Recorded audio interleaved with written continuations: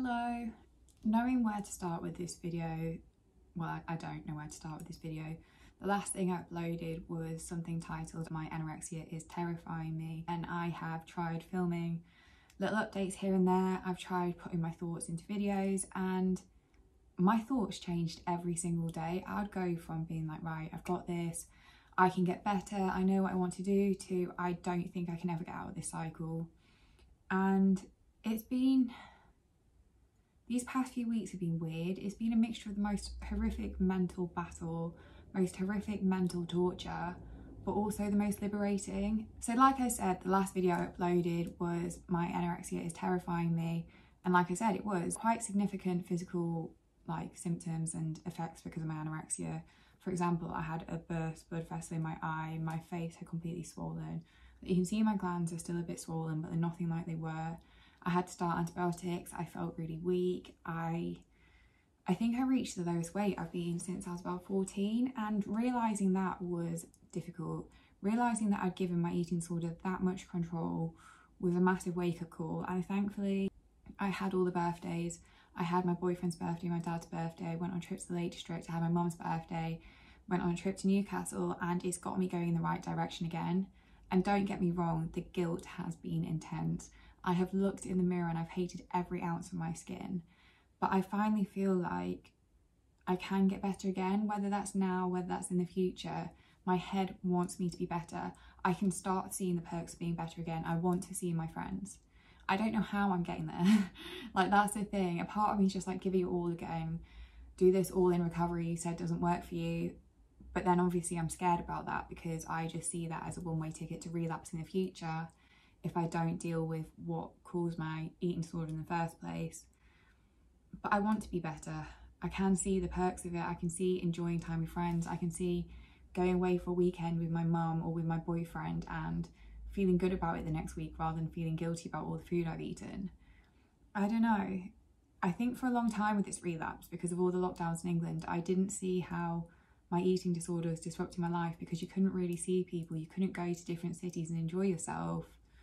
But now that I am able to do these things, I've realised just how much you miss out on when you let an eating disorder dictate your life, and I don't want to lose out on more because of it. There's so many times I've looked back on my teenage years at school, so when I was 14, 15, 16, and hated how much my eating disorder just made it so I couldn't do anything. I couldn't enjoy time with friends. I couldn't think about anything but my size. I've looked back on my final year at school when I was 18 and seen how much I just didn't interact with anyone. I couldn't enjoy my final year with friends, again, because of my eating disorder. And I've seen again when I was in my third year at university when I was 21. Yes, I had such a wonderful time with my friends, but every single activity, every single plan I had, I felt so anxious in the build-up because of my eating disorder. I didn't know what I was going to do about food. And I don't want to be that person again. I don't want to be that person that gets so anxious about eating, so anxious about calories, being involved with plans, that I just ruin more of my life because of it. Everyone always says life is so short. So why am I throwing away this many months and years of my life to something? And I get it, it's not as easy as just snapping out of it, because if it was, I would have snapped out of it so long ago. But I have realised in these past few weeks that that's what recovery is. It's a constant choice. It's a constant reminder to yourself that there is a life worth living. The constant reminder to yourself that your eating disorder will try and tell you that your life is better with it, but the reality is your life isn't. The reality is your eating disorder literally strips you of your life. So no matter what it tries to tell you, no matter how many times it tells you you will be happier, you can reach a weight that you're happier with, you are in control, you are not. You are literally missing out on so much. And I don't know, the hard thing is for me, I will probably wake up tomorrow and I will regret deciding today that I'm going to eat food. I will regret all the efforts I put into not throwing up. I will regret saying to my friends, let's do a plan with food. But I need to try and just remember to wake up tomorrow, and when these thoughts come in, when my eating disorder comes in so strong, just be like, no, you need to do this for you. This is why you are doing it. And that is your eating disorder talking, not your rational voice. So yeah, when I said these past few weeks have been weird, this has been my life. I've gone from moments like this where I felt able to do it, where I felt strong, where I've been able to think rationally, to moments of being like, I hate myself so much for trying to get better, for thinking that recovery is possible. And I don't know, like, I'm hoping it just stabilizes soon, because I'm seeing how much it has the potential to ruin my life.